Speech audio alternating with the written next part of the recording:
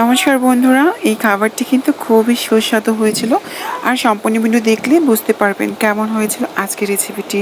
এটা হচ্ছে রিঠা মাছ। তো রিঠা মাছ রান্না করার জন্য আমরা অনেক উপকরণ নিয়েছিলাম।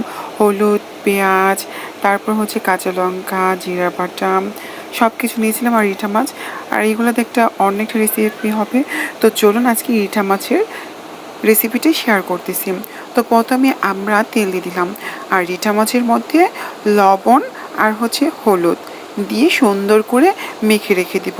কারণ হচ্ছে কিছুক্ষণ মেখে রাখলে কিন্তু মাছের মধ্যে লবণ এবং হলুদ সুন্দরভাবে যাবে। তারপর মাকে দেখিয়ে দিলাম।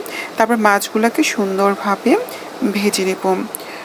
আর হ্যাঁ, অবশ্যই কিন্তু মাছগুলোকে একটু ভালো করে ভেজে নেবেন, তাহলে হচ্ছে খেতে কিন্তু খুবই দুর্দান্ত লাগবে। আর এটা হচ্ছে আমার সব থেকে প্রিয় ফল মাধবীলতা। মাধবীলতা ফুল দেখাতে দেখাতেই মাছটা কিছুটা ভাজা হয়ে গিয়েছে। অপর পিঠটা আমরা ভাজার জন্য সুন্দরভাবে উল্টে দিচ্ছি। তো দেখুন কত সুন্দরভাবে হয়ে গিয়েছে। তারপর হচ্ছে মাছগুলোকে সুন্দর করে উঠিয়ে নিচ্ছি। তো মাছগুলো ওঠানো হয়ে গেলেই তারপর আমরা কাঁচকলা দেবো, যেহেতু সবজি হিসেবে। আর কাঁচা আলু, প্রথমে আমরা কাঁচকলাকে সুন্দরভাবে ভেজে নিয়েছি। অতটা ভাজবো না, হালকা কোনো রকম ভেজে নেব। তারপরে আমরা কাঁচা আলুকে সুন্দর করে ভেজে নেব। আসলে আমরা যদি সুন্দরভাবে রান্নাটা করি তাহলে কিন্তু খেতেও অনেক ভালো লাগবে। আর হ্যাঁ, মাটির চুলায় রান্না এমনিতেই সুস্বাদু হয়। যারা শহরে থাকে তারা কিন্তু এইভাবে মাটির চুলায় রান্না করতে পারে না। তো তারপর হচ্ছে পেঁয়াজটাকে সুন্দর করে ভেজে নেব। মা পেঁয়াজ দিয়ে দিল, তারপরে কিছু কাঁচা লঙ্কা এখানে অ্যাড করে দিলাম। তারপর ভালো করে ভেজে নেব।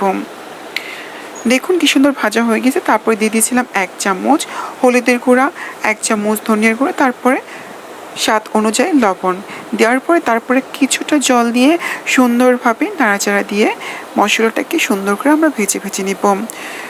দেখুন মশলাটা অনেক ভাজা হয়ে গিয়েছে। তারপরে আবার একটু জল দিব। জল দেওয়ার পর তারপর এটাকে আমরা সুন্দরভাবে মিক্স করে নেব।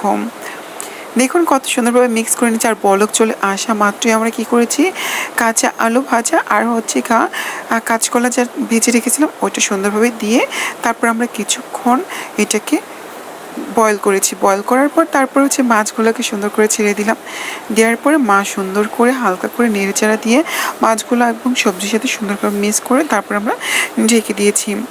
আমরা 10 মিনিটের মতো ঢেকে রেখেছিলাম। তারপর আমরা আবার ঢাকনাটা উঠিয়ে নিয়েছি। উঠিয়ে নেওয়ার পর তারপর সুন্দর করে নাড়াচাড়া দিয়ে তারপরে দিল জিরার ফাঁকি। আপনারা কিন্তু জিরা বাটাও দিতে পারেন, এইটা দিবেনই, মাস্ট বি এটা দিবেন। এটা দিলে কিন্তু খুবই খেতে সুস্বাদু হবে। তারপর আমরা কিছুটা জলটা শুকিয়ে নিয়েছিলাম, তারপর নামিয়ে নিয়েছি। আর অবশ্যই কিন্তু জানাবেন কেমন হয়েছে আজকের রান্নাটা। তো সবাই ভালো থাকবেন, সুস্থ থাকবেন, আমাদের চ্যানেলটি কিন্তু ফলো করবেন। ধন্যবাদ সবাইকে।